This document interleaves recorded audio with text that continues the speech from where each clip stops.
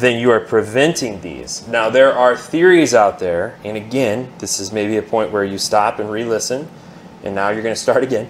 There are theories out there that you can stall your hydrolysis, or you can stall in this part. So in other words, your curve would kind of flatten and then come back up. So a curve kind of like this. I've done that. There are theories that if you hold on to water here a little bit longer, then you can kind of stall these from happening, and then you can slowly let them happen so they don't go too far, and you hold on to more sugar. I would say that that is a theory that I have not had very good success with. Some roasters you will have some more success with. This is what I would call a Diedrich curve on an IR roaster, or maybe even a roaster that has a lot of heavy metal, like for instance cast iron. Cast iron doesn't really have good heat exchange. It holds on to its energy instead of giving its energy away. So on a cast iron roaster, or a more conductive type of heating, you'll see this. But convection really helps to get that moisture out of the way and allow you to go through these reactions, okay? That's why if you're going through these reactions, if you hit these reactions too fast, then you're just gonna blow through all this stuff. You're gonna burn that out. If you hit it too slow, then you're not going to really develop all of the flavors. You might cleave those compounds down, but they're not gonna break into a bunch of fragmented, diverse characteristics in that coffee.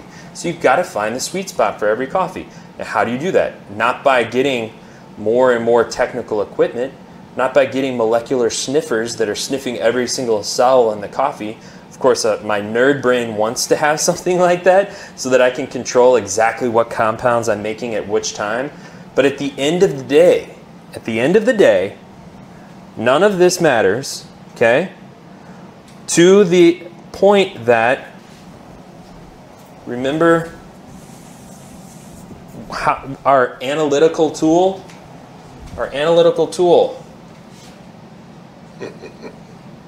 does it make you happy? Okay? So all of this is very complicated. All of this, you need to know these things are happening. Because this is going to help you realize that watching that graph and only paying attention to this is really distracting you from the reality of what's happening. And the only thing that you really need to know is, does it taste good? And can I make it taste better? And where in here do I go back to get that taste that I had before on that one roast that was perfect that one time? Why did that happen? Okay? Was it during the Maillard reaction stage? Or was it something, uncharacteristic about that coffee that day? What was it? So you're saying tweaking profiles without cupping is immaterial? Yes, and by cupping, keep in mind, we'll use different terminology.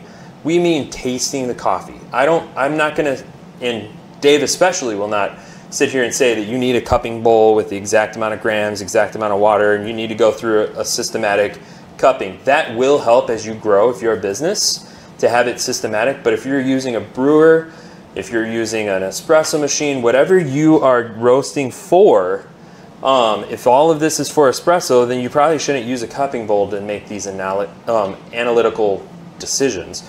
You should probably use an espresso machine. But taste, taste, taste.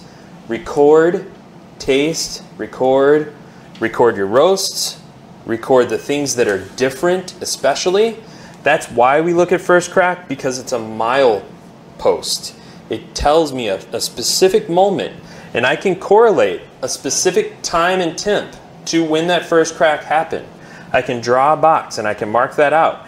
And if that box is bigger another time, if I went further in time for another first crack, those two coffees are going to taste different.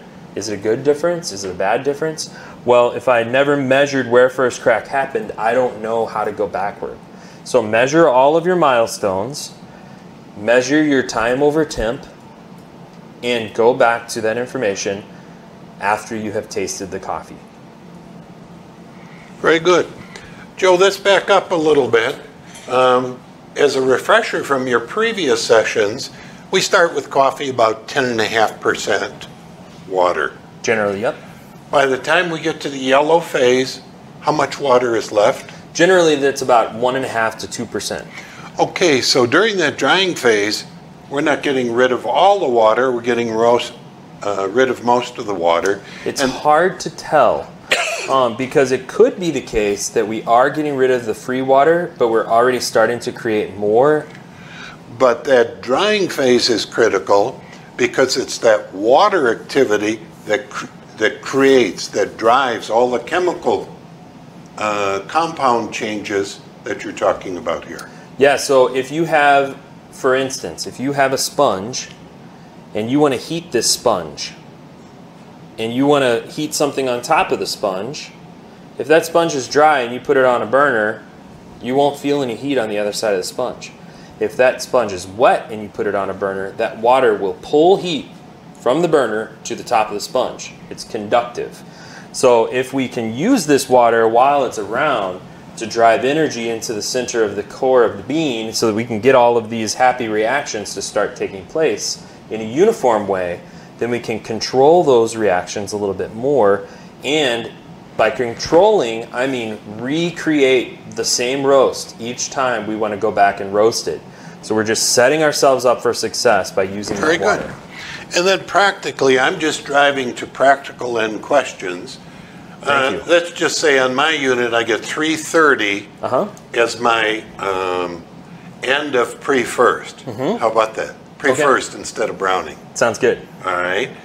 I pick up my air there, and my own sense of it as a roaster is I'm moving into a convective phase, and I need that air to drive that convective energy. Is that correct? That's right. Convection is a more efficient way of heating coffee or anything. If you bake bread, you know that a convection oven will bake your bread faster than a conventional oven will bake your bread. A convection system for coffee is more efficient. If you are an air roaster, you know this. You're done with your coffee in 6 minutes. It roasts very, very quickly.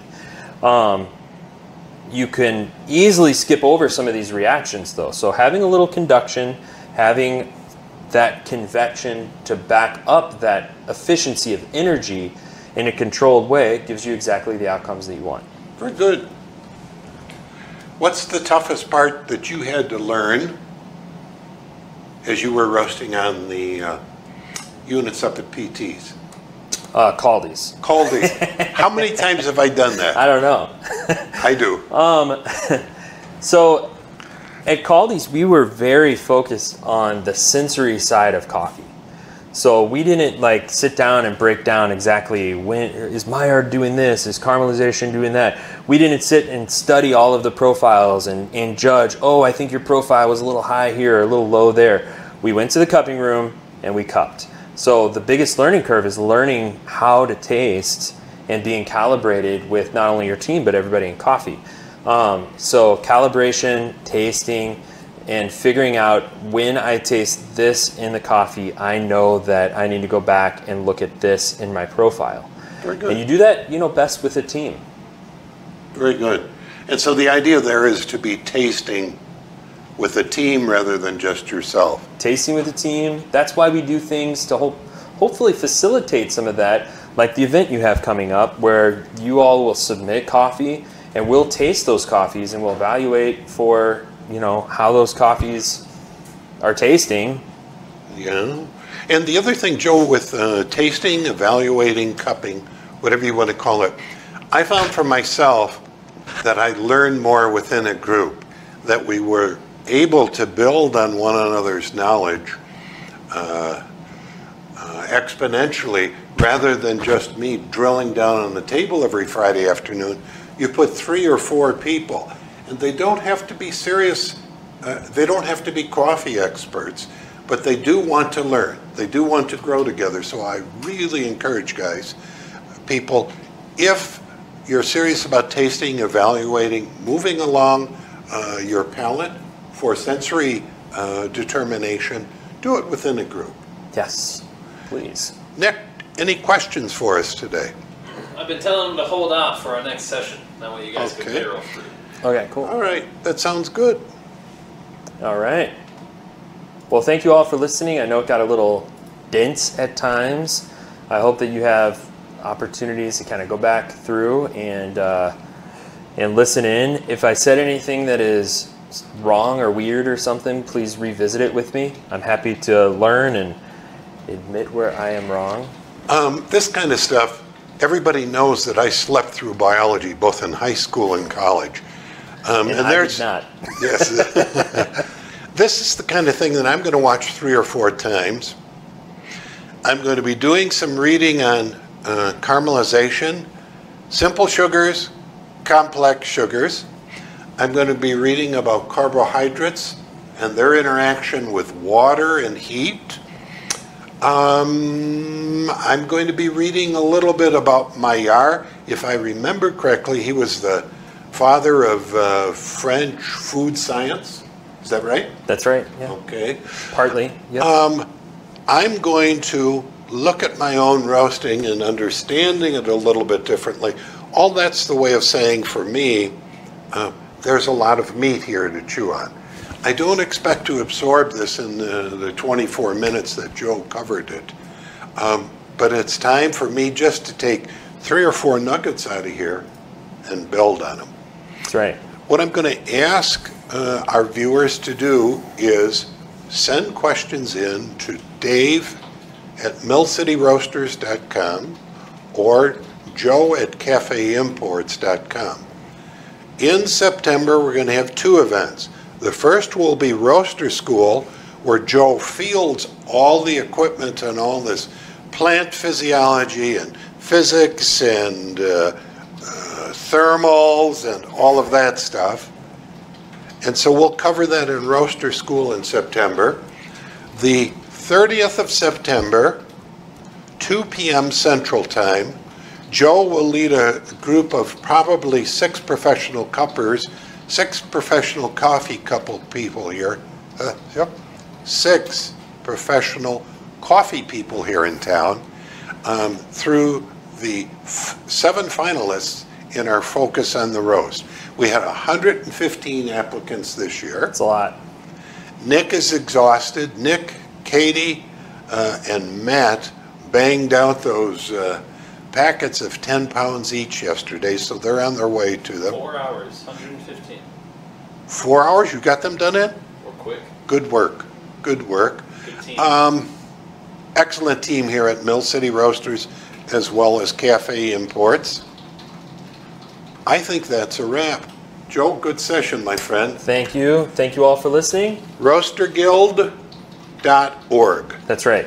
MillCityRoasters.com for Twitter, Instagram. Love